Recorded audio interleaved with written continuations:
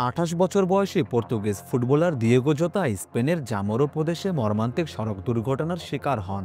Lamborghini গাড়িটি তিনি নিজেই চালাচ্ছিলেন। হঠাৎই ক্ষতিগ্রস্ত হয় সেই গাড়ির একটি চাকা। গাড়ি ছিটকে পড়ে সড়কের বাইরে, সঙ্গে সঙ্গেই আগুনও ধরে যায় গাড়িতে। বেঁচে ফিরতে পারেননি জোতা আর তার ভাই।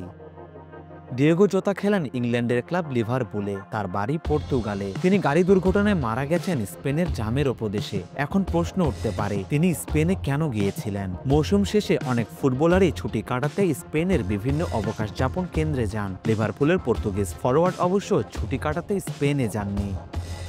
মৌসুম শেষ করে জোতা পর্তুগালের জন্মভূমি পোর্তোতে ফিরেছিলেন। সেখানে তিনি শৈশবের প্রেমিকা রুথ কার্দোসোকে বিয়ে করেন। স্ত্রী আর 3 সন্তানকে রেখে বিয়ের পর লিভারপুলের প্রাক মৌসুম প্রস্তুতিতে ফেরার জন্য স্পেনে গিয়েছিলেন জোতা। ইংল্যান্ডে ফেরার জন্য কেন জোতাকে স্পেনে যেতে হলো, এই প্রশ্ন জাগতে পারে। বিবিসির খবর অনুযায়ী কিছুদিন আগে জোতার ফুসফুসে একটা ছোট্ট অস্ত্রোপচার হয়েছিল। চিকিৎসক তাকে আকাশপথে যাতায়াত করতে না বলে দিয়েছিলেন। এ কারণে তিনি ইংল্যান্ড থেকে পোর্তো গিয়েছিলেন গাড়ি চালিয়ে। একইভাবে ইংল্যান্ডে ফিরতে চেয়েছিলেন।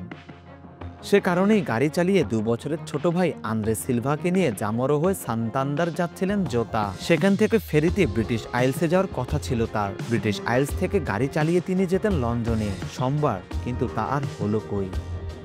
মারা যাওয়ার 10 দিন আগে 1.5 দশকের প্রেমের সম্পর্কটাকে বিয়েতে রূপ দিয়েছিলেন জোতা। 28 বছর বয়সী স্ত্রী কার্দোসো ছাড়াও মারা যাওয়ার সময় তিনি রেখে গেছেন 3 সন্তান।